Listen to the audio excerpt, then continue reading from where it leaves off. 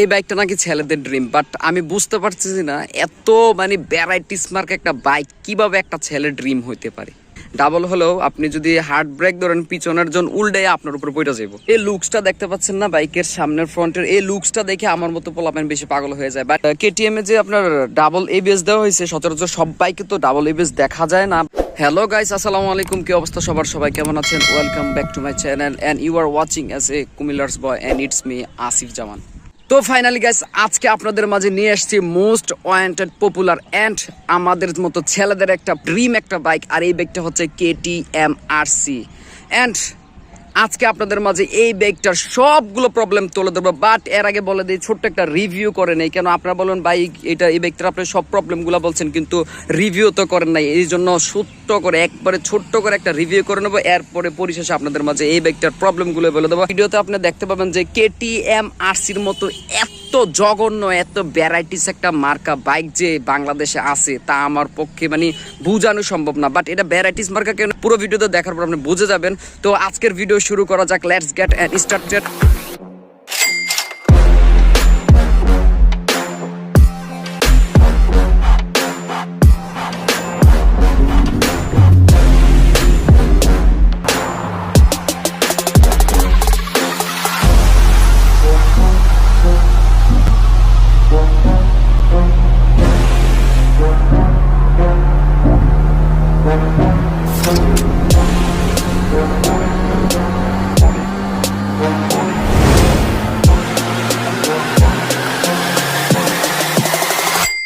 Get that money, money, money, money. I don't need the money, money, money. KTM RC। আপনি এই বাইকটা নিয়ে সচরাচর ঘোরাফেরা যাই করেন, আপনি যদি কোনো মার্কেটে বা কোনো রাস্তা দিয়ে এই বাইকটা চালিয়ে যান, সবাই আপনার দিকে তাকাইয়া থাকবো, এটা কনফার্ম। বিকজ আমি যেটা ফিল করতেছি। তো আমি রিভিউটা শুরু করবো বাইকের মিটার দিয়ে, বিকজ আমি প্রত্যেকটা বাইকের মিটার দিয়ে প্রথম রিভিউ শুরু করি। তো দেখতে পাচ্ছেন KTM এ মিটারটা অন্যান্য বাইকের থেকে সম্পূর্ণ আলাদা। তো আমি যদি মিটারটা অন করি তাহলে আপনি মিটারটা চাবি অন করার সাথে সাথে কিন্তু অন হবে না, আপনি এখানে যখন ইমার্জেন্সি সুইচ চাপ না দেবেন, ইঞ্জিন সুইচ অন না করবেন। তো এখানে দেখতে পাচ্ছেন আপনার ট্রিপ দুইটার মধ্যে একটা ট্রিপ আছে মোট, যেখানে আপনি মোট কিলো, এবং ট্রিপ 2 যেখানে আপনি মোবিলের ফাংশন পাবেন। তো ট্রিপ 1 এ আছে আমি কতগুলো বাইকটা চালাচ্ছি, এটা হচ্ছে মোট ট্রিপ হচ্ছে 12,900 গুলো এই বাইকটা চালানো হয়েছে। এন্ড এই বাইকটার বামে আছে মোট এবং সেট সিস্টেম, এবং উপরে আছে ইন্ডিকেটর।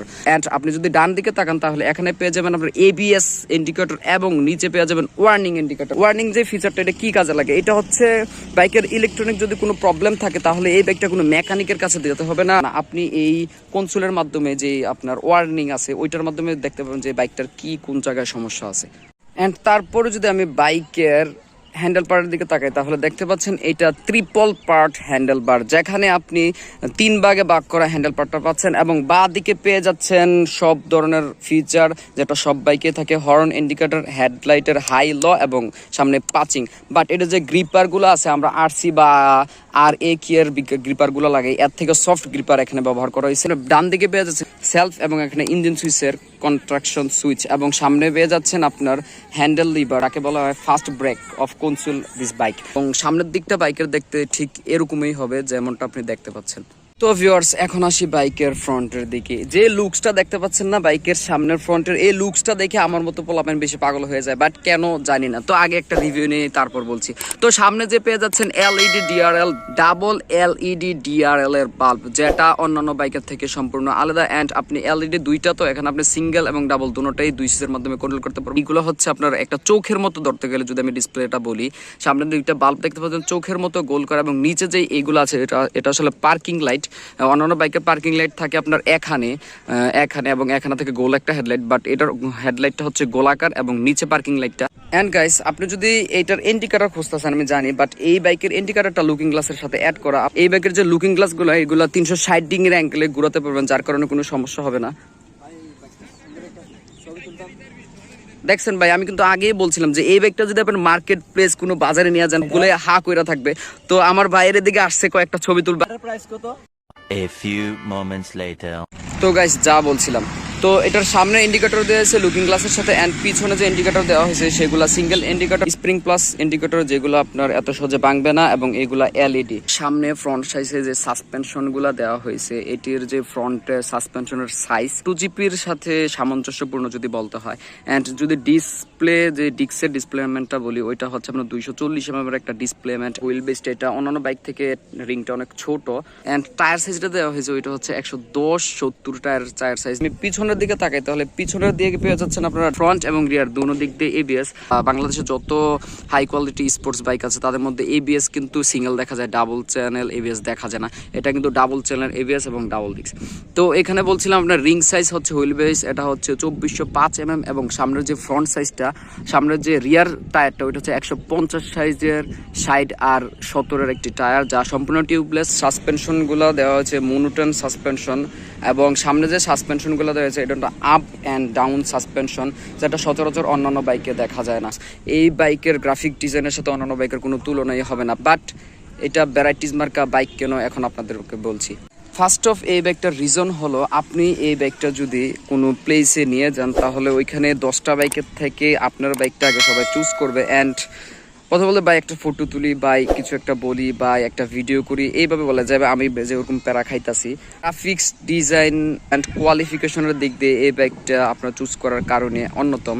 অ্যান্ড এই বাইকটাতে প্রবলেমগুলোর মধ্যে একটা হচ্ছে আপনার এটার যে রিয়ারের সাসপেনশনটা বেশি আপস অ্যান্ড ডাউন করে। এই বাইকটা আপনি যদি চালান তাহলে কমপক্ষে 1.5 ফুট ঝুঁকি দিয়ে সামনের দিকে ঝুঁকি দিয়ে থাকতে হবে, যার কারণে আমার মেরুদণ্ডে এই বাইকটাতে অনেক সমস্যা হতে পারে। অ্যান্ড আরেকটা সমস্যা হচ্ছে এই বাইকটার যে এক্সজস্ট সাউন্ডটা আছে, বাট এক্সজস্ট সাউন্ডের যে এক্সজস্টারটা, ওইটা রিভিউ কিন্তু আমি করি না, এটা কিন্তু চ্যালেঞ্জারটা দেখা যায় না সম্পূর্ণ, বাট এটা চ্যালেঞ্জারটা একবারে বাইকের নিচে, যার কারণে যদি রাস্তার সামনে কোনো স্পিড ব্রেকার পড়ে তাহলে কিন্তু বাইকে প্রবলেম হতে পারে। আরেকটা বিষয় হচ্ছে 6 থেকে 7,000 কিলো চালানোর পর এই বাইকের এক্সজস্ট সাউন্ডটা একেবারেই চেঞ্জ হয়ে যায়। আচ্ছা, যদি চেঞ্জ হয় তাহলে তো মেকানিকের দ্বারা চেঞ্জ হয়ে যায়, এটা নর্মাল করা সম্ভব, কিন্তু দেখা যাচ্ছে যে এই বাইকের পার্টসের দাম এত বেশি যে কেউই নর্মালিভাবে এই বাইকের পার্টস বাইকে ইউজ করতে চায় না। এই বাইকটা যখন আপনি কোনো জায়গায় নিয়ে যাবেন, মোস্ট ওয়ান্টেড পপুলার বাইক সেহেতু সবাই একটু তাকাবে। And most wanted popular bike হওয়া সত্ত্বেও এই বাইকটা যখন আপনি সেল করবেন তখন খুব ডিম এবং লো প্রাইসে এই বাইকটা সেল করতে হবে। অ্যান্ড আপনি যদি এই বাইকটা সেকেন্ড হ্যান্ড হিসাবে কিনেন অত টাকা লস দিয়ে সেলও করতে হবে না বা ক্রয় করতে হবে না। তো আজকের ভিডিও এতটুকুই। সম্পূর্ণ ভিডিওটি দেখার জন্য সবাইকে ধন্যবাদ। সবাই ভালো থাকবেন, সুস্থ থাকবেন, অ্যান্ড আসসালামু আলাইকুম। Wear helmet, save life, save drive.